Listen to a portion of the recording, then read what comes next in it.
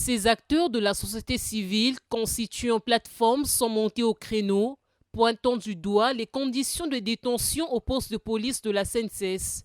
Ils dressent ici le bilan de l'évasion survenue dans cette prison le 23 mai 2025.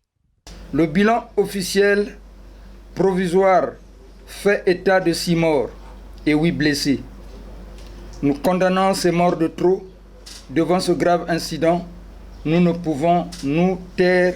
La République ne peut et ne doit pas devenir une zone d'impunité.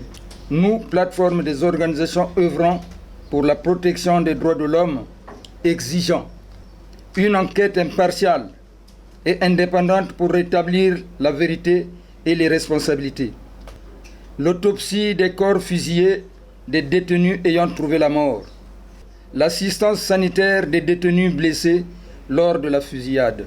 Mise en liberté provisoire de tous les inculpés en dépassement des délais. La fermeture immédiate et sans condition du site de détention illégale de la Tiémé Texaco. Kitsimba Gloire, un jeune de 17 ans.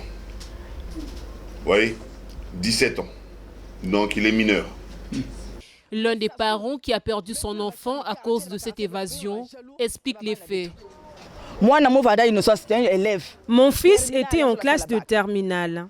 Tout est parti le jour où les agents de l'ordre sont venus prendre mon enfant à 3 h du matin pour l'amener au poste de Massina jusqu'à ce qu'il se retrouve au poste de la CNCS. Aujourd'hui, mon enfant se retrouve à la morgue alors que j'ai plaidé pour la libération de mon fils. D'autres familles, actuellement inconsolables, demandent aux autorités de leur donner l'autorisation d'organiser les veillées mortuaires.